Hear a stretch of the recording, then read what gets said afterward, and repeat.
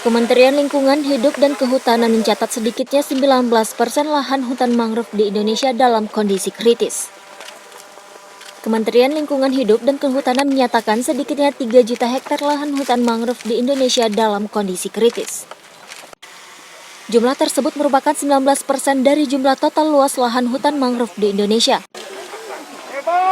Kerusakan hutan mangrove ini disebabkan alih fungsi lahan oleh oknum masyarakat dan pengusaha yang dilakukan secara masif untuk dijadikan lahan perkebunan kelapa sawit hingga pemukiman warga.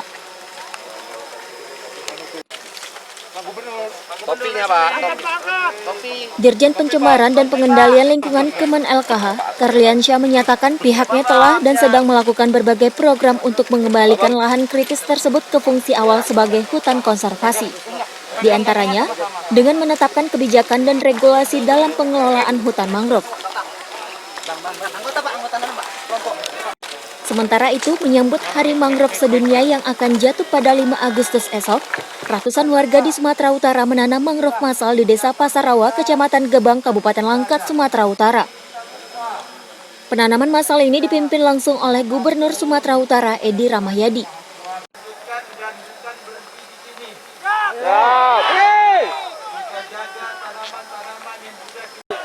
Kita cari tempat-tempat lagi yang sudah rusak.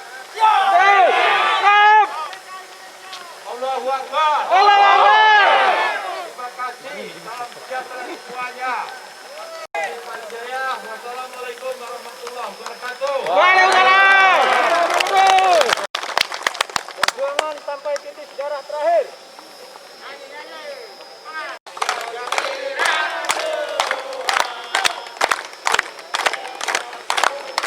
Acara penanaman mangrove bersama Gubernur Sumatera Utara dalam rangka memperingati Hari Ulang. Hadirin yang kami hormati, untuk mengambil keberkahan dalam acara ini, marilah sama. Usai menanam massal, Gubernur Sumatera Utara menyatakan prihatin dengan kondisi mangrove di Sumatera Utara yang rusak akibat alih fungsi lahan. Ia meminta pemerintah kabupaten kota di Sumatera Utara, TNI dan Polri untuk sama-sama menjaga kelestarian hutan mangrove. Menurutnya, hutan mangrove dapat menyerap karbon dioksida 5 kali lipat dibanding hutan daratan. Sebagai rangkaian acara kunjungan kerja Bapak di Desa Pasarawa, Kecamatan Gebang, Kabupaten Langkat. Bapak Gubernur dan tamu undangan yang kami hormati, hari ini akan dilaksanakan di tanggal 5 Agustus nanti di Bangka Belitung oleh Bapak Presiden. Di Provinsi Sumatera Utara terdapat 84.717,56.000 hektar kawasan mangrove yang harus kita jaga dan kelestariannya. Namun kondisinya masih memprihatinkan dan harus menjadi perhatian kita bersama. Dirjen tidak di sini.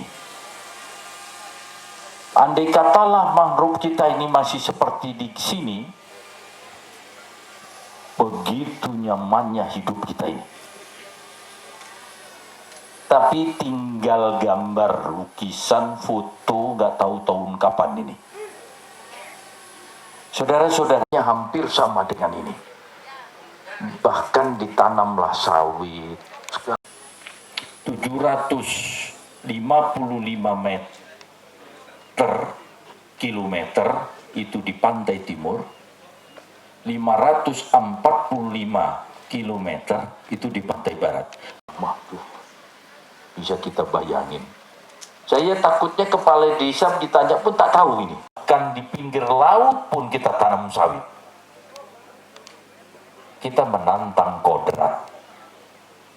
Walaupun kodrat itu ketua PP saat ini. Gitu.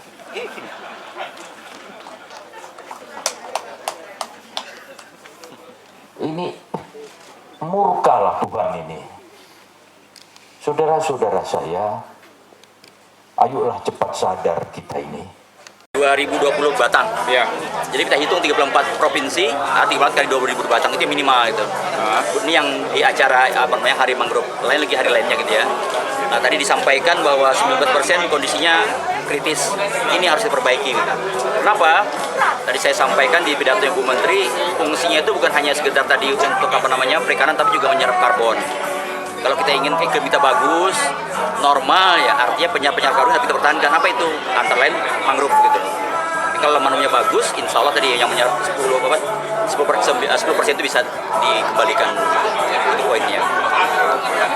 Antara pantai barat, pantai timur, beliau tadi berjanji akan merehab semuanya pelan-pelan dari target yang disampaikan. Nah, sekali lagi kalau ini bisa pulih, insya Allah lah. Tadi saya sampaikan 40 triliun dari pesisir laut. Itu dalam kondisi yang rusak seperti ini. Kalau bagus, pasti jauh dari itu. Itu kan. Kalau aspek pencemaran, dia menjadi penampung limbah terakhir sebelum ke laut. Jadi kalau misalnya laut sekarang masih bagus, yang darat bisa dihalangi, insya Allah tetap terjaga. Tapi kalau mangrove-nya hilang, Dari Langkat, Sumatera Utara, Tim Liputan BNews TV. BNews TV.